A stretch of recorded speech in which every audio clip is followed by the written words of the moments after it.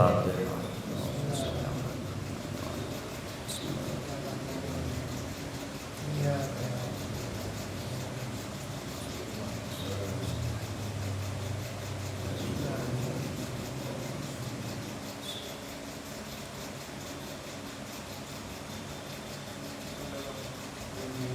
لا حول ولا قوة إلا بالله العلي العظيم.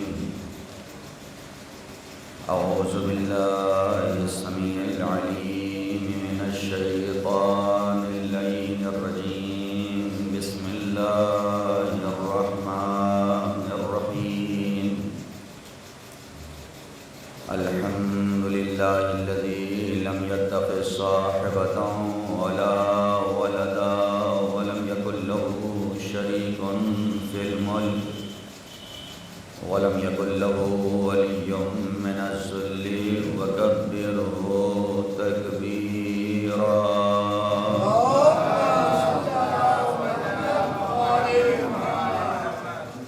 والصلاة والسلام والتحية والإكرام على الرسول النبي الأمي سيدنا ومولانا أبي القاسم محمد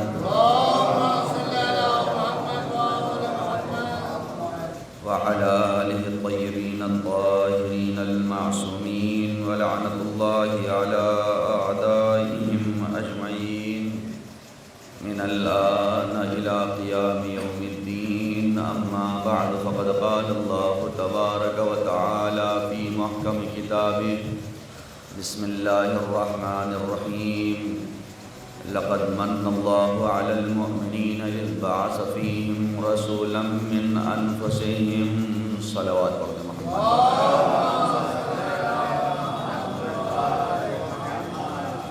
التماس ہے سورہ حمد اور سورہ اخلاص کی تلاوت فرما کر مرحوم محمد مصطفیٰ ابن محمد نقی اور شیرازی رضوی ابن ارتضیٰ حسین کی ارواح کو حساب.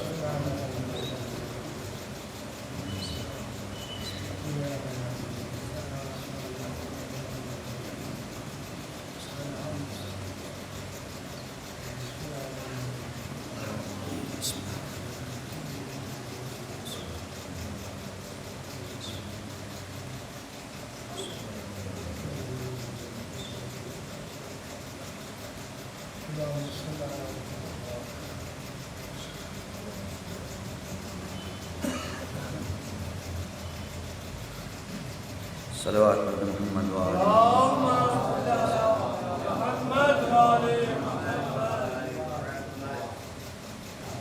دو جوان مرحومین کے ایثار ثواب کے لیے مجلس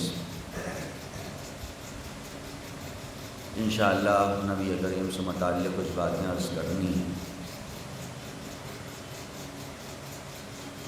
ابھی اور بھی مجلس ہے مجھے پڑھنی، اس لیے مختصر ہی بیان ہوگا اور ویسے بھی بہت طولانی میں پڑھتا بھی نہیں. قرآن کریم میں پروردگار عالم اپنے احسان کا تذکرہ فرما رہا ہے. لقد من اللہ علی المؤمنین اذ بعث فیہم رسولا من انفسہم.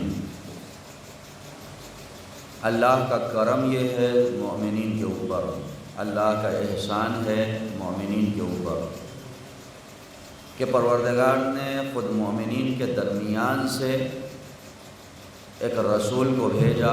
یتلو علیہم آیاتہ ویزکیہم ویعلمہم الکتاب والحکمہ وإن كانوا من قبل لفی ضلال مبین. آیت کا یہ ٹکڑا سورہ جمعہ والی آیت جیسا ہے کہ ہم نے خود تمہارے درمیان سے ایک شخص اور ایک ذات کو رسول بنایا ہے. یہ من انفسہم پروردگار نے پہلے ہی اس لیے کہہ دیا کہ کبھی بھی نبی اور رسول جس امت میں جاتا تھا اور جسے بنا کے بھیجتے تھے تو پبلک کے ذہن میں یہ رہتا ہے کہ وہ جو رسول بن کے آئے گا، جو نبی بن کے آئے گا، وہ ہم سے الگ ہونا چاہیے، وہ ہم سے اسپیشل ہونا چاہیے. آج ہم اپنے امام کا انتظار کر رہے ہیں. بہت سے ذہنوں میں یہ ہوگا کہ وہ امام آئیں گے تو کوئی بالکل الگ سی مخلوق یعنی آفاقی مخلوق ہیں، انوار کے حساب سے وہ آفاقی ہیں، لیکن ہم یہ سوچیں گے جسم بھی ہمارے جیسا نہ ہو، ہم دیکھیں گے وہ آئے اور بیٹھے، ان کو بھوک لگ گئی، وہ کھانا کھانے لگے، ارے ان کو بھوک بھی لگتی ہے، یہ کھانا بھی کھاتے ہیں، ان کو پیاس بھی لگتی ہے، ان کو بیماریاں بھی آتی ہیں، ان کو پریشانیاں بھی آتی ہیں۔ پبلک کے ذہن میں یہ ہوتا ہے کہ ہم جسے آئیڈیل مان رہے ہیں وہ کسی طریقے سے بشری تقاضے سے عاری ہو، اس کے اندر یہ بشری تقاضے نہیں ہونے چاہیے۔ جب بھی کوئی نبی آتا تھا اپنی امت میں کہتا تھا کہ یہ کام کرو، یہ کام کرو، ہمیں اللہ نے رسول بنا کے بھیجا ہے، تو دو جملے وہ امت والے کہتے تھے، قرآن کریم نے بار بار بیان کیا۔ سب سے پہلا جملہ یہ کہ اگر اللہ کو رسول ہی بنانا تھا تو ہمیں بہت سے پیسے والے انہیں کہے نہیں بنایا، ہمیں بہت سے حکومت والے انہیں کیوں نہیں بنایا؟ اللہ نے تمہارے اندر کون سی خاص بات دیکھی؟ تم تو اتنا ہٹے کٹے اور مضبوط بھی نہیں ہو، تم کو رسول بنا کے بھیج دیا۔ ارے یہ آدمی دیکھو اس کے پاس پیسہ ہے، یہ آدمی دیکھو اس کے پاس دولت، اسے بنائے ہوتے کم سے کم دولت ہی کے دباؤ میں لوگ مان لیے ہوتے، کم سے کم پیسے کے دباؤ میں لوگ مان لیتے، حکومت کے دباؤ میں لوگ مان لیتے۔ آج کے زمانے میں یہ ظالم حکمران جو ہیں اگر کسی کو رسول بنا کے بھیج دیتا تو وہ تو ڈنڈے کے زور پہ منوا لیتے کہ کیسے نہیں مانو کہ ہم رسول ہیں۔ پروردگار نے کہا یہی تمہیں سمجھانا چاہتا ہوں، ہم کبھی بھی ڈنڈے کے زور پہ تمہیں نہیں منواتے ہیں، ہمارا کام ہوتا ہے صرف پیغام پہنچانا، مانو یا نہ مانو۔ مانو گے تو آخرت بھی تمہاری ہوگی، دنیا بھی تمہاری ہوگی، نہ مانو گے تو پھر تمہیں پلٹ کر ہماری بارگاہ میں آنا ہے۔ ایک صلوات پڑھ دیں محمد و آل محمد۔ لوگ یہی کہتے تھے آپ بھی ہماری طرح بازاروں میں جاتے ہیں، خریداری کرتے ہیں، آپ بھی پیسہ نکال کے دیتے ہیں، ویسے ہو ان پولیس والوں جیسے جو پیسہ بھی نہیں دیتے ہیں خرید لیتے ہیں، ایسے ہو اسپیشل ہو جاؤ جو الگ سے لگے، تم تو بالکل ہماری طرح، تم کو کیوں رسول بنا کے بھیجا؟ اور دوسری چیز یہی کہتے تھے کہ دیکھو جب رسول کسی بات پہ ٹوکتا تھا تو پلٹ کے امت یہ کہتی تھی نہیں ہم باپ دادا اور پردادا کے زمانے سے یہ کرتے چلے آ رہے ہیں۔ ہم نے ہمیشہ، قرآن کریم کی آیت ہے، کوئی میرا صرف جملہ نہیں ہے، کہ ہم نے اپنے آباء و اجداد کو ایسے کرتے ہوئے دیکھا ہے، ہم اتنی نسلوں سے بت پرستی کر رہے ہیں، تم آئے ہو بتوں کے خلاف بلوانے کے لیے، تم آئے ہو بتوں کی پوجا چھڑوانے کے لیے۔ نبی یہی کہتے تھے باپ دادا پردادا کا عمل کبھی بھی دلیل نہیں بنتا ہے کہ وہ عمل اچھا ہے، عمل معصوم کا دلیل ہوتا ہے، غیر معصوم کا دلیل نہیں ہوتا۔ معصوم کا عمل دلیل ہوتا ہے ہمیشہ ہمیشہ کے لیے، غیر معصوم جو بھی ہیں خطا کا امکان ہے، کوئی یہ نہیں کہہ سکتا ہمارے یہاں خطا کا امکان نہیں ہے، کوئی بھی مولوی مولانا آپ نہیں کہہ سکتے وہ آئیڈیل نہیں ہے۔ پروردگار نے کہا کوئی مولانا مولوی وہیں تک آئیڈیل ہے جہاں تک سیدھے چل رہا ہے، جہاں سب کو یہ محسوس ہو کہ اس نے غلط کیا، پھر اس کام میں تھوڑی آئیڈیل ہوتا ہے۔ آئیڈیل اسی لیے نہ کسی مولانا کو بنایا گیا، نہ کسی مولوی کو بنایا گیا، نہ کسی عام انسان کو بنایا گیا۔ پروردگار نے کہا آئیڈیل اسے بنائیں گے جو معصوم ہو، اس لیے کہ آئیڈیل بننے کے لیے پہلی شرط ہے عصمت۔ اگر عصمت نہیں ہے تو ٹھیک ہے میں ممبر پہ ہوں، میں اچھی بات کر رہا ہوں، یہاں پہ آئیڈیل ہوں، ممبر پہ سے اتر کے گیا جہاں ذاتی مفاد آئے وہاں بات ختم ہو گئی، خراب ہو گئی، میں راہ راست سے بھٹک گیا۔ اب اگر مجھے آئیڈیل بنا دیا گیا ہوتا تو لوگ یہی کہتے ہیں مولانا صاحب نے یہ والا کام کیا اس کا مطلب صحیح ہے، انہوں نے یہ کام کیا اس کا مطلب یہ صحیح ہے، فلاں نے یہ کام کیا اس کا مطلب یہ صحیح۔ پروردگار نے کہا ہم غیر معصوم کو آئیڈیل بنائیں گے ہی نہیں، اس لیے کہ غیر معصوم کے آئیڈیل جب بنایا جاتا ہے تو جو آئیڈیل ہوتا ہے اس کی آئیڈیالوجی کو اختیار کیا جاتا ہے، وہ زمانے تک محدود نہیں ہوتی، وہ ملکوں تک محدود نہیں ہوتی، وہ قریے تک محدود نہیں ہوتی۔ جو آئیڈیل بنتا ہے الہی آئیڈیل وہ ہر دور کے لیے آئیڈیل ہوتا ہے، ہر زمانے کے لیے آئیڈیل ہوتا ہے، ہر ملک کے لیے آئیڈیل ہوتا ہے، پھر وہ آئیڈیالوجی بدل نہیں جاتی۔ دنیا میں جسے آئیڈیل بناتے، پہلے بھی میں نے مثال کو عرض کیا ہے، ہم لوگ جسے آئیڈیل بناتے ہیں، ابھی اجو ملی صاحب بیٹھے ہوئے یہ والا جو پیجامہ پہنتے ہیں، آپ بہت کم لوگ پہنتے ہیں نا، یہ پہنتے ہیں، تصویر ملی صاحب ایک دو لوگ اور پہنتے ہوں گے۔ ایک زمانہ تھا کہ جتنے بزرگان تھے سب وہی والا پیجامہ پہن کے آتے تھے، خاص طور سے جب مجلسوں میں جانا ہے شیروانی پہن کے، لمبی والی ٹوپی لگا کے، وہ پیجامہ چوڑا پہن۔ اب کیوں نہیں پہنتے؟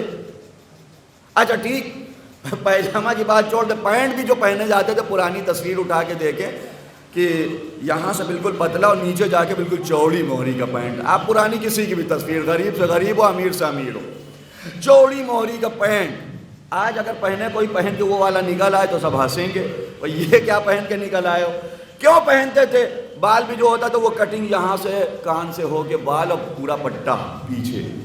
آج نہیں ہے. پوچھے کہ بھائی یہ تمہارے دادا نے یہ کیوں کیا تھا؟ کہا اس لیے نا کہ اس زمانے میں فلاں جو ہیرو تھا وہ ایسے پینٹ پہنتا تھا، فلاں جو ہیرو تھا اس کے بال ایسے تھے. سارے ہمارے جو آئیڈیل تھے اس ٹائپ کے بال رکھتے تھے، اس ٹائپ کے پینٹ پہنتے تھے، اس ٹائپ کی ڈریس تھی.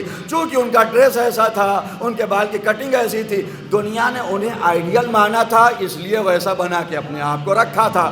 اچھا آئیڈیل مانا تھا تو آج کیوں نہیں پہنتے؟ کہا آپ جانتے نہیں مولانا صاحب نا، دنیا کا بنایا ہوا آئیڈیل جب تک رہتا ہے تب تک اس کی آئیڈیالوجی رہتی ہے، جب وہ چلا جاتا ہے تو فیشن بھی چلا جاتا ہے. پروردگار نے کہا ہم ایسے کو آئیڈیل بنائیں گے نہیں، ہم محمد کو آئیڈیل بنائیں گے جو آج بھی آئیڈیل رہے گا، 1400 سال کے بعد بھی آئیڈیل رہے گا. ایک صلوات پڑھ دیں محمد و آل محمد. ہم جس نبی کو آئیڈیل بنا کے بھیجیں گے، نبی جو کردار پیش کرے گا، کردار تھوڑی بدل جائے گا کہ سچ بولنا چھوڑ دو، کردار تھوڑی بدل جائے گا کہ امانت داری چھوڑ دو، کردار تھوڑی بدل جائے گا کہ دیکھو آنکھوں کو مٹکانا چھوڑ دو. پروردگار کہتا ہے ہم تمہاری آنکھوں کے اشاروں کو بھی سمجھتے ہیں، کہاں کہاں سے اشارے کر کے تم کام کر جاتی ہو. ٹھیک ہے، کہتا ہم نے کچھ کہا تو نہیں، کہا تم نے کچھ نہیں، لیکن تمہاری آنکھوں نے بہت کچھ کہہ دیا ہے. اسی لیے قرآن کریم میں پروردگار اپنے حبیب کے جسم کے ایک ایک عضو کی ضمانت دے رہا ہے. ما زاغ البصر، میرا نبی آنکھوں کے اشارے کر کے بھی کسی کی غیبتیں نہیں کرتا، اس کی آنکھیں بھی معصوم ہیں، اس کا دل بھی ہم نے کشادہ کیا. علم نشرح لک صدرک. پھر اس کے بعد کمر کا بھی تذکرہ، الذی انقض ظہرک، کمر رسول کا بھی تذکرہ، رسول کی عقل کا بھی تذکرہ. ما کذب الفؤاد ما رأى، رسول کے ایک ایک جسم، ایک ایک عضو کا تذکرہ ہو رہا ہے، رسول کے ذکر کا تذکرہ ہے. وَرَفَعْنَا لَكَ ذِكْرَكَ، اے میرے حبیب ہم نے آپ کے ذکر کو بلند کیا ہے. دنیا اپنے ذکر کو بلند کروانا چاہے، یہ دنیا اپنے نام کو بلند کروانا چاہے، دنیا بڑی کوشش کرتی کہ ہمارا نام ہمیشہ رہ جائے، چاہے نام رہنے کے لیے جھولے پر چھپوانا پڑے لیکن چھپوا لیں گے تاکہ نام باقی رہے، تاکہ تذکرہ باقی رہے. یہ جھولے ختم ہو جائیں گے، جھولا لے جانے والے ختم ہو جائیں گے. پروردگار کہے گا کہ جھولے ختم ہو جائیں گے، جھولے پہ آنے والے ختم ہو جائیں گے. ہم اپنے حبیب کا نام اس قرآن میں لکھیں گے، نہ قرآن ختم ہوگا نہ قرآن کی آیتیں ختم ہوں گی. ہم اس کے تذکرے کو وہاں رکھیں گے جہاں ہمیشہ رہے گا، جہاں ہمیشہ باقی رہے گا. تم کوششیں کرتے رہو اپنا نام، ارے کتنے بڑے بڑے آئے، آنے کے بعد چلے گئے، ان کا ذکر چلا گیا، ان کا تذکرہ چلا گیا. جنہوں نے سوچا یہ تھا کہ حکومتیں ہمارے بغیر چل نہیں سکتی، زمین ہمارے بغیر چل نہیں سکتی، یا ہوائیں ہمارے بغیر چل نہیں سکتی، پروردگار نے ان کو بھی ختم کر دیا، بلکہ ان کو اسی چیز کے ذریعے سے ختم کیا ہے. یہ فرعون بیٹھتا تھا اپنے قصر پہ، کیا کہتا تھا؟ ہم اللہ انا ربکم الاعلی، اللہ بھی نہیں، سب سے بڑے والے اللہ ہیں، یعنی وہ بھی جانتا تھا اور بھی اللہ ہیں. انا ربکم الاعلی، ہم تمہارے سب سے بڑے والے اللہ ہیں. پھر کہتا تھا یہ نیچے جو دریائے نیل بہہ رہی ہے نا، یہ ہم ہی تو چلا رہے ہیں، اس کی گہرائی ہم نے ناپی ہے، ہم نے بنایا اس کو گہرا، اس میں مچھلیاں ہم نے پیدا کی ہیں، یہ اس میں موج ہم دیتے ہیں، اس میں لہریں ہم دیتے ہیں. اپنی بڑائی کرتا تھا، اس میں لہریں ہم پیدا کرتے. پروردگار نے کہا تم اپنے کو بڑا سمجھتے ہو، ہم اسی لہر میں تمہیں ڈبو کے مار دیں گے. تم کہہ رہے ہو ہم موجیں چلاتے ہیں، تو یہ بچا لینا موجوں سے اپنے آپ کو. موجوں کو چلانے والے ہم اسی میں تمہیں ڈبو کے ماریں گے تاکہ تمہیں اپنی اوقات بھی سمجھ میں آ جائے. خدائی کا دعویٰ کرنے والے ایک موج پہ کنٹرول نہیں رکھتے ہو. جو نمرود کہتا تھا انس و جن پہ ہمارا کنٹرول ہے، کہا ہم تمہیں ماریں گے تو ایک مچھر کے ذریعے سے ماریں گے، تاکہ انس و جن کی بات چھوڑ دو، ایک مچھر تمہارے کنٹرول میں نہیں ہے. ایک صلوات پڑھ دیں محمد و آل محمد. اسی لیے پروردگار نے جب نبی کو بھیجا تو نبی کو بھیجنے کے ساتھ اس نے ایک چیز یہ کہی، ہم تم پہ احسان کر رہے ہیں. لقد من اللہ علی المؤمنین، اور یہ بھی سب پہ احسان ہے بھی نہیں. مومنین پہ احسان ہے کہ رسول کو بھیجا ہے، نام چاہے جتنے لوگ لیتے رہو، لیکن احسان ہے صرف مومنین کے اوپر. اس بعث فیہم رسولا، ان کے درمیان ہم نے رسول کو بھیجا. اگر رسول کو بھیجا ہے، رسول نے تلاوت کی ہے، رسول نے تزکیہ نفس کیا ہے، رسول نے تمہیں اچھی اچھی باتیں بتائی ہیں، تو کچھ پبلک کی ذمہ داری بھی ہے رسول کی بنسبت. ہماری بھی کوئی ذمہ داری. یا رسول اللہ، اے پروردگار ہم کرے کیا؟ کہا دیکھو پہلی ذمہ داری ما اتاکم الرسول فخذوہ وما نہاکم عنہ فانتہوا. دیکھو ایک تمہیں معیار دے رہے ہیں، رسول تمہیں جو دیں اسے لے لو، اور رسول جس سے منع کر دیں اس سے رک جاؤ. بالکل سیدھی سی بات. آج کی دنیا آتی ہے ڈھونڈتی ہے ہر چیز قرآن میں. آج کی دنیا ہر چیز قرآن میں تلاش کر رہی ہے. بھائی آپ کہتے ہیں کہ علی پہلے امام ہیں، پہلے خلیفہ، نام بتائیں قرآن میں کہاں ہے کہیں قرآن میں؟ آپ دکھائیے قرآن میں. اچھا تو پہلا تو ایک جواب ہوتا ہے جسے کہتے ہیں جواب نقضی. استدلال دو طرح کے ہوتے ہیں، ایک جواب حلی ہوتا ہے کہ بھائی اس کے دلیل دو، لیکن کچھ لوگ دلیل والے نہیں ہوتے. کچھ لوگ ایسے ہوتے ہیں جنہیں جواب نقضی دیا جاتا ہے، وہ اعتراض کرے تو پلٹ کے دوسرا اعتراض ویسے ہی کر دو، اس لیے کوئی دلیل ماننے والے. اگر کوئی کہے کہ علی کا نام قرآن میں بتاؤ کہاں ہے، تو پلٹ کے کہو اپنے والے کا بتاؤ کہاں ہے، یہ ایک کا بتا دو. اگر علی کا نہیں ہے تو جسے مانتے ہو اس کا بتاؤ کہاں پاس ہے کہیں قرآن میں نام؟ 6236 آیتوں میں کوئی یہ لازم تھوڑی ہے کہ ڈیٹیل میں ساری چیزیں بیان کرنی ہے. کوئی یہ تھوڑی لازم ہے کہ ساری چیزیں آ جانی ہیں. قرآن تو ایک معیار ہے اور ہمیشہ کے لیے معیار ہے، اس لیے کہ اللہ نے قانون کی کتاب بھیجی ہے. قرآن ہے قانون کی کتاب ہمیشہ کے لیے، اور ایسی ہمیشہ کی کہ دنیا والے قانون بناتے ہیں. انڈیا میں قانون بنا، کب بنا ہے؟ غالباً 1950 میں. 1950 میں قانون بنا ہے، اور اسی لیے یہ جو ریپبلک ڈے ہوتا ہے اسی لیے ہوتا ہے. 50 جتنے سال ہو گئے، 71 سال ہو گئے. قانون بنا 1950 میں تیار. جب 1950 میں امبیڈکر اور ان کے ساتھیوں نے اس قانون کو بنایا، ہندوستان کے قانون کو، تب سے لے کے آج تک کیا قانون وہی ہے، اس میں کوئی بدلاؤ نہیں آیا. بھائی ہر کچھ دن پہ آپ دیکھتے ہیں کہ سنسد بیٹھ گئی اور نیا قانون آ گیا. اتنے قانون آ گئے، اتنے قانون. ابھی 3 طلاق والا جو قانون ہے، اس جیسے نہ جانے کتنے قانون ہوتے ہیں. یہ قانون برابر بدلتے رہے. 1950 میں ایک پوری کمیٹی بیٹھی اور اس زمانے کے عقل مند پڑھے لکھے لوگوں نے ایک قانون بنایا. قانون بنانے کے بعد اب جب عقل مند لوگوں نے بنایا ہے تو اسے بدلنے کی ضرورت کیا ہے؟ اب آپ بار بار بدل کے ہو رہے ہیں. لیکن 71 سال میں 100 مرتبہ سے زیادہ نئے نئے قانون بنائے گئے، قانون میں ترمیم ہوئی، قانون بدلے گئے. یہ کیا بتاتا ہے؟ یہ ایک بات بتاتا ہے، کچھ بھی ہو جاؤ بندوں کے بس کی بات نہیں ہوتی الہی چیزوں کو نصب کرنا. جب بندہ ایک مکمل قانون نہیں بنا سکتا تو بندہ امام کہاں بنا سکتا ہے؟ ایک صلوات پڑھ دیں محمد و آل محمد. اس لیے کہ بندہ اگر بنائے گا تو طریقے الگ ہوتے رہیں گے. اور یہی وجہ ہے کہ بندے اگر امام بھی بنائے تو کوئی دلیل تھی کس لیے بنا رہے ہو؟ کہا نہیں ٹھیک ہے اجماع ہے، اجماع کے لیے ہم بنا رہے ہیں. ٹھیک ہے، اگر اجماع کی وجہ سے تم نے بنا لیا تو اب سب میں اجماع دیکھو. ایک مرحلہ آیا کہ اجماع کی وجہ سے بنا ہے، دوسرا مرحلہ آیا کہ اجماع کی وجہ سے نہیں، اب پہلے والا کسی کو بنا دے تو وہ بن جاتا ہے. اس کا مطلب یہ کہ ترمیم ہو گئی قانون میں. تیسرا مرحلہ آیا کہ اب نہ اجماع ہے نہ پہلے والا بنا رہا ہے، اب اس میں شورا ہوگی، شورا جسے بنا دے. 3 ہو گیا. چوتھا یہ کہ امت اگر کسی کے پیچھے پڑ جائے تو پھر اسے ماننا پڑے گا. 5واں یہ کہ حکم فیصلہ، یعنی کوئی قانون ہے ہی نہیں. جیسے جیسے اسٹیپ بائی اسٹیپ آگے بڑھ رہے ہیں، نیا نیا قانون بن رہا ہے. جب دنیا کسی کو بناتی ہے تو قانون بدلنا پڑتا ہے. اللہ نے کہا ہم دنیا کے حوالے کریں گے ہی نہیں، ہم جو قانون دیں گے وہ قانون الہی قانون ہمیشہ کے لیے رہے گا. کوئی بتا دے قرآن کل اور تھا آج اور ہے، قرآن آج اور ہے کل اور ہو جائے گا. نہیں، پروردگار نے کہا جو قانون ہم نے پہلے دن بنا دیا ہے، جس زمانے میں زندگی گزارو گے تمہیں قانون اس دور کی گفتگو کرتے ہوا نظر آئے گا، قرآن اس دور کی بات کرتا ہوا نظر آئے گا. لگے گا ہی نہیں کہ یہ قرآن پرانی کتاب ہے. ہر دور میں قرآن جدید، ہر دور میں قرآن نیا. آیت اللہ مرشی کہتے ہیں 40 بار میں نے ختم قرآن کیا، ہر بار جس آیت پہ پہنچتا تھا لگتا تھا الگ مسئلہ بیان کر رہی، الگ بات بیان کر رہی. محسوس یہ ہوتا تھا قرآن مجھ سے ہی کلام کر رہا ہے. آ جائیں بسم اللہ، صلوات پڑھ دیں محمد وعلیہ.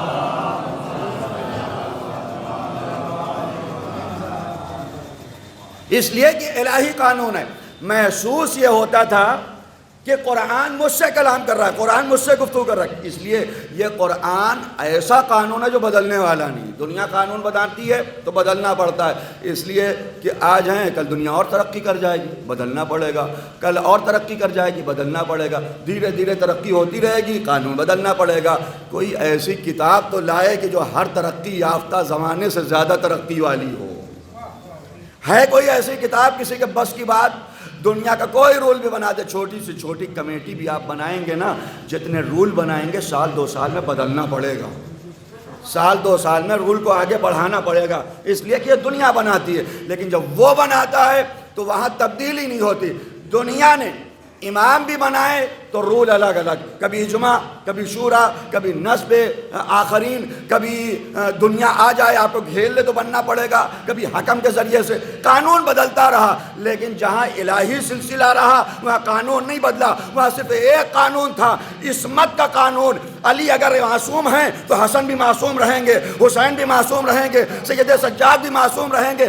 یہاں قانون بدلنے کی ضرورت نہیں ہے، یہاں معیار ایک ہی ہے. ایک صلوات پڑھ دیں محمد و آل محمد. اور اسی لیے کہا گیا قرآن ہر زمانے میں نیا ہے، ہر دور میں نیا ہے. امام حسین کو شریک قرآن کہا گیا نا. ہم جو امام زمان کے لیے پڑھتے ہیں وہ امام حسین کے لیے بھی ہے. بعض زیارتوں میں السلام علیکم یا شریک القرآن، اے شریک قرآن. کیوں آپ شریک قرآن ہیں؟ اس لیے کہ قرآن ہر زمانے میں نیا ہے، ہر دور میں نیا ہے.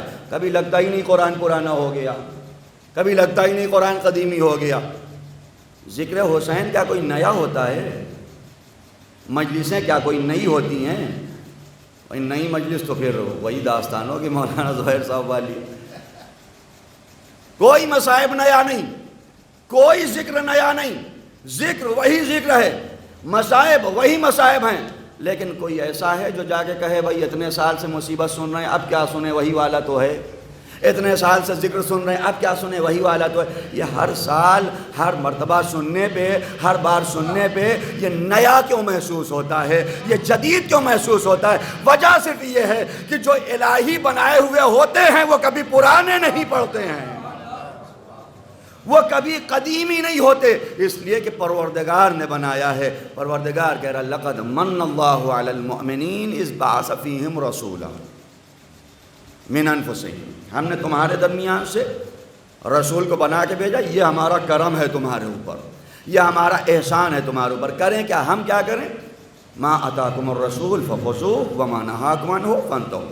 جو تمہیں رسول دے اسے لے لو، جس سے منع کر دے اسے منع ہو جاؤ. پھر آبجیکشن چون و چرا کی گنجائش نہیں رہتی. بالکل سرنڈر ہو جاؤ، سر تسلیم خم کر دو. چشم جو آپ نے کہا. اس لیے کہ تبعیت اور تابعیت اسی کو کہا جاتا ہے. صرف نام کے تابعی ہونا الگ ہے، حقیقت میں تابعیت اگر ہے 1400 سال کے بعد بھی ہوگے تو تابعی ہو جاؤ گے، 1400 سال کے بعد بھی آؤ گے تابعی ہو جاؤ گے. جیسے بھی کہیں پیغمبر اسلام مدینے میں ہیں، کسی یہودی سے اونٹ خریدا. یہودی یا مشرک مدینہ جو بھی ہے، یہودی میں نے پڑھا ہے. اونٹ لیا، نبی سے اس نے اونٹ لیا. لینے کے بعد نبی نے کہا پیسہ دو. اس نے کہا پیسہ کیسا؟ بھئی یہ پیسہ بھی ہمارا ہے، یہ اونٹ بھی ہمارا ہے. اب نبی پریشان، اس لیے کہ بھروسہ کرتے ہوئے اسے دے دیا، اس کے حوالے کر دیا. اب پیسہ بھی اسی کے پاس، اونٹ بھی اسی کے پاس. اس نے کہنا شروع کیا کہ نہیں، آپ کے پاس کوئی دلیل ہو تو لے آئیں. اچھی بات ہوتی، کہیں پہ لے لینے کے بعد پھر کہا جائے دلیل ہو تو لے آؤ. نبی نے کہا دلیل تو کوئی نہیں. سامنے سے ایک صاحب آتے ہوئے دکھائی پڑے. اب نام لینا بھی کیا مناسب ہے. آ گئے، یا رسول اللہ کیا بات ہو رہی؟ کہا دیکھو ہمارا اونٹ بھی لے لیا، پیسہ بھی لے لیا، کچھ نہیں دے رہے ہیں ہم کو. رسول اللہ یہ دونوں تو ان کے ہاتھ میں ہے. اب قاعدہ ید یہ کہتا ہے، فقہ کا قاعدہ ہے قاعدہ ید. قاعدہ ید یہ کہتا ہے کہ جس کے پاس ہے مال اسی کا ہے، دلیل سامنے والا لائے. تو دلیل ہے آپ کے پاس، کوئی گواہ ہے؟ کہا نہیں گواہ تو نہیں ہے. کہا جب گواہ نہیں ہے تو اسی کے حق میں فیصلہ ہوگا، آپ کے حق میں فیصلہ نہیں ہوگا. رسول پریشان، بھئی یہ فیصلہ نہیں سنا سکتے. دوسرے صاحب آئے، وہی ساری بات تکرار ہوئی، یا رسول اللہ دلیل ہے، گواہ ہے؟ نہیں، کوئی دلیل نہیں، کوئی گواہ نہیں۔ آپ کے حق میں کیسے فیصلہ سنائیں؟ تاریخ کہتی ہے امام علی کا ورود ہوا۔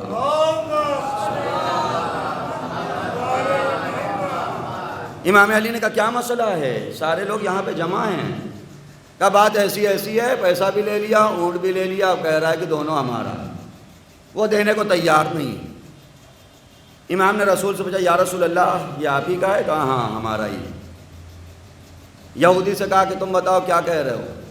کہا نہیں دونوں ہمارے ہیں، رسول جھوٹ بول رہے ہیں۔ نعوذ باللہ، جیسے اس نے کہا رسول جھوٹ بول رہے ہیں، امام علی نے شمشیر نکالی اور اس کے گردن مار دی۔ رسول اخلاق والا رسول ہے، رسول کوڑے پڑھنے پہ بھی جاتا ہے احوال پرسی کے لیے۔ امام علی با اخلاق ہیں، امام علی کو کوئی آ کے دھکے بھی دے دیتا ہے دور حکومت میں، امام اس سے بدلہ نہیں لیتے۔ اے مولا آپ کا رسول بھی با اخلاق، آپ بھی با اخلاق، آخر یہاں شمشیر چلانے کی ضرورت کیا تھی، یہاں مارنے کی ضرورت کیا تھی؟ وہ دونوں لوگ انہوں نے بھی کہنا شروع کر دیا اے علی گواہ تو ہے نہیں رسول کے پاس، دلیل تو ہے نہیں رسول کے پاس۔ امام علی نے صرف ایک جملہ کہا تھا، بغیر دلیل کے ان کی کہی ہوئی جنت مان لی، بغیر دلیل کے ان کا کہا ہوا جہنم مان لیا، بغیر دلیل کے حور عین مان لی، بغیر دلیل کے وہاں جانا مان لیا۔ ان سب معاملے میں جب دلیل نہیں مانی تو اب اس کے مقابلے میں دلیل کیا مانیں گے؟ جو رسول کو جھوٹا کہہ دے پھر دلیل کی ضرورت نہیں ہوتی، اس کی گردن مار دی جاتی ہے۔ ایک صلوات پڑھ دیں محمد وآل محمد۔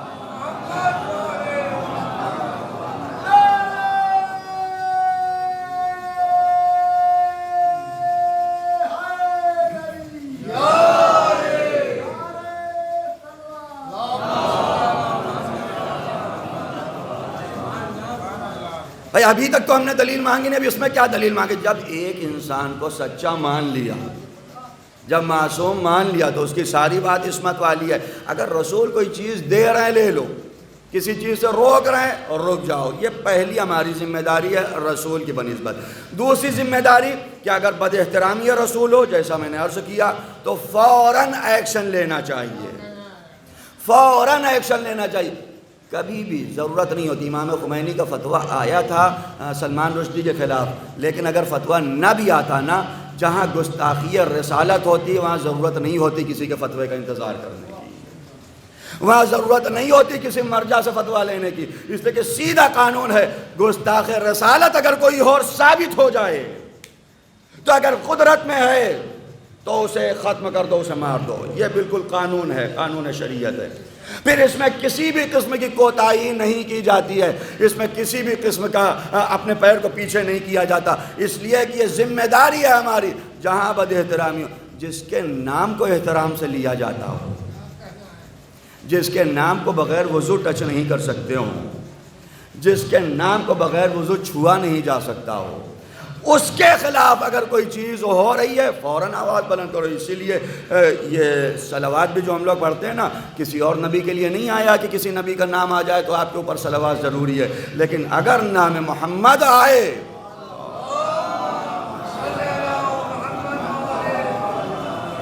تو صلوات بھیجنا ضروری ہے، اور تم بھیجو چاہے نہ بھیجو۔ پروردگار کیا کہتا ہے قرآن کریم میں؟ ان اللہ و ملائکتہ یصلون، ایک بار نہیں کیا، یصلون فعل مضارع، برابر صلوات بھیج رہے ہیں۔ تم چپ پہ رہ بھی جاؤ نا، صلوات بھیجنا ہوگا تو فرشتے بھی بھیجیں گے، اللہ بھی بھیجے گا۔ اب اگر خود کو چاہتے یہ ہو کہ اسی ٹرین پہ سوار ہو جاؤ جس پہ فرشتے سوار ہیں تو تم بھی صلوات بھیجو تاکہ اسی کی لائن میں آ جاؤ۔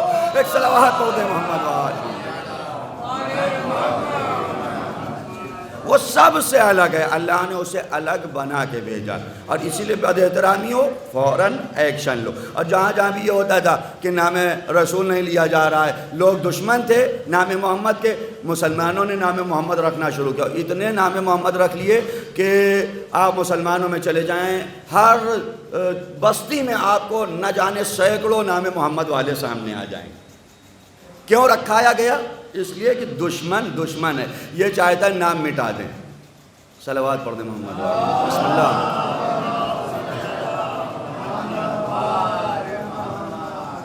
آ جائیے ملی صاحب۔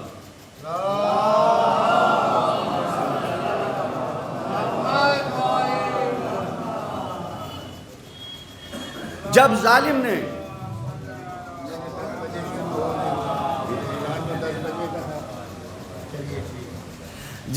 نے نام محمد کو مٹانا چاہا، سب نے کہا اب نام محمد رکھیں گے. یعنی ایک معیار تو سمجھ میں آ گیا، اگر دشمن کسی کے پیچھے پڑ جائے تو تم بھی اسے زندہ کرنے کی کوشش کرو. دشمن یہ کہے ہم نام محمد مٹائیں گے، تم کہو ہم نام محمد رکھیں گے. اتنا نام محمد رکھا گیا کہ آج نام محمد ہر جگہ ہے، ہر زبان پہ ہے، ہر مسجد میں ہے، ہر اذان میں ہے، نام محمد باقی ہو گیا. اسی معیار کو لے کے امام حسین کربلا آئے تھے. تم اب نام محمد ہر جگہ رکھا جا چکا ہے، اب محمد ادھر بھی ہے، ادھر بھی محمد ابن اشعث ہے. اب محمد تو ہر طرف ہو چکے ہیں. حسینی لشکر میں بھی محمد ہے، محمد کچھ ادھر بھی چلے گئے، یزیدی لشکر میں بھی. مولا آپ کیا کریں گے؟ کہا وہی معیار ہم یہاں بھی بچائیں گے. کل نام محمد تم مٹا رہے تھے، ہم نے نام محمد اتنا رکھا کہ ہر زمین تک نام محمد پہنچ گیا. آج نام علی مٹا رہے ہو، ہم علی کا نام اتنا رکھیں گے کہ ہر دور میں علی رہے گا، ہر زمین پہ علی رہے گا، ہر زمانے میں علی رہے گا. جب ظالم نے امام سجاد سے پوچھا تھا آپ کون ہیں جو بچ گئے؟ کہا میرا نام علی ہے. کہا اچھا حسین کے بیٹے علی، آپ کے ایک بھائی تو وہاں کربلا میں شہید ہوئے ہیں، ان کا کیا نام تھا جو جوان تھے؟ کہا ان کا نام بھی علی اکبر تھا. اچھا ان کا نام بھی علی اکبر، اور جو حسین لے کے آئے تھے ہاتھ پہ میدان میں ان کا نام بھی علی تھا، علی اصغر. کہا تمہارے باپ کو کوئی اور نام نہیں ملا؟ تمہارا بھی علی، دوسرے کا علی، تیسرے کا علی. کیا خدا کی قسم میرا باپ یہ کہتا تھا اللہ اگر 1000 اولاد دے سب کا نام علی رکھوں گا. تم علی کو مٹا رہے ہو، ہم علی کو زندہ کر رہے ہیں. اور میں ایک جملہ امام کے جملے سے آگے بڑھا دوں، اے مولا آج کا دور اس سے کہہ دے آ کے دیکھ لے جس نام کو تم بچا رہے تھے وہ نام کوئی نہیں رکھتا. اگر رکھ بھی دیا جاتا تو شرم سے چہرہ چھپاتے ہیں، لیکن نام علی ہر زمین میں ہے، ہر زمان میں ہے. ایک صلوات پڑھ دیں محمد و آل محمد. یہ ایک معیار رہا ہے کہ جس نام کو مٹانے کی کوشش ظالم کرے اسے رکھو، اسے رکھو. ابھی پچھلے سال میں نے دیکھا بہت سے گھروں کے بچے پیدا ہوئے نام سلیمانی رکھا گیا. کیوں؟ اس لیے کہ ظالم کے اوپر ایک نشانہ ہوتا ہے، بہت واقعاً نشانہ ہے، بالکل سٹیک لگتا ہے. آپ 4 مرتبہ سلیمانی یا فوٹو ڈال دیں فیس بک پہ، خود ہی سمجھ میں آ جائے گا نشانہ بہت سٹیک لگا ہے. ٹیمپریری ریسٹرکٹیڈ وہاں آ جائے گا. ٹیمپریری ریسٹرکٹیڈ آپ کا اکاؤنٹ ریسٹرکٹ کر دیا جاتا ہے 5 دن 10 دن مہینہ بھر 3 مہینہ 6 مہینہ پھر ہمیشہ کے لیے. بھئی تکلیف کیوں ہے؟ تکلیف نام سے نہیں ہوتی، اس نام میں بڑا اثر رہتا ہے. ویسے ہی جناب زید شہید 4تھے امام کے بیٹے، ان کے بیٹے تھے جناب یحییٰ شہید. جب جناب یحییٰ کی شہادت ہوئی ہے اس سال عراق کے لوگوں نے جتنے بچے پیدا ہوئے سب کا نام یحییٰ رکھ دیا. جہاں جہاں بچے پیدا، یحییٰ نہ تم ایک یحییٰ کو مارو گے ہم اتنے یحییٰ کو پیدا کر دیں گے. تم ایک یحییٰ کو ختم کرو گے ہم جگہ جگہ یحییٰ کو قرار دے دیں گے. جس نام سے تمہیں الرجی ہوگی ہم اسے بڑا بنائیں گے. اسی لیے کربلا نے آ کے سارے ناموں کو ایک جگہ پہ زندہ کر دیا ہے. اگر زندگی دینی ہے تو کسی کا نام حسین ہوگا، کسی کا علی ہوگا، کسی کا محمد ہوگا، سب الگ الگ ہوں گے. لیکن کربلا میں ایک ذات ایسی ہے جس نے اپنے وجود کے اندر نہ جانے کتنوں کے تذکروں کو چھپا کے رکھا ہے، جسے کہا جاتا ہے علی اکبر. ذات ایک ہے. حسین نے کیسی تربیت کی تھی. نام ہے علی، ذکر علی زندہ رہے گا. عمر ہے 18 سال، ذکر فاطمہ زندہ رہے گا. صورت و سیرت ہے محمد جیسی، نام رسول زندہ رہے گا. اللہ اللہ کمال علی اکبر. ایک ذات نے 3 تذکروں کو زندہ رکھا ہے. نام علی بھی زندہ ہو گیا، سیرت محمد بھی زندہ ہو گئی، عمر فاطمہ اور تذکرہ فاطمہ بھی زندہ ہو گئی. آسان ہوتا ہے شبیہ رسول ہو جانا. ہم لوگ اپنے بچوں کے نام کسی کی شبیہ رکھ لیں تو وہ شبیہ نہیں بنتا. کوئی ضمانت نہیں ہے کہ وہ شبیہ ہو جائے، کوئی ضمانت نہیں کہ اس جیسا ہو جائے. لیکن اگر کسی کو حسین سند دے رہے ہوں، پروردگار تیری بارگاہ میں اسے بھیج رہا ہوں. جو سیرت و صورت میں تیرے رسول جیسا، رفتار و گفتار میں تیرے رسول جیسا۔ جب بھی ہم مشتاق زیارت رسول ہوا کرتے تھے، ہم علی اکبر کی زیارت کر لیتے تھے۔ بہت سخت مرحلہ تھا، تاریخ کہتی حسین رسول سے اتنا مانوس تھے، گھر میں دل نہیں لگتا تھا جب چھوٹے تھے۔ دوڑ کے مسجد میں چلے جاتے تھے، اپنے نانا کی زیارت کرتا رہوں گا، نانا کے چہرے کی طرف دیکھتا رہوں گا۔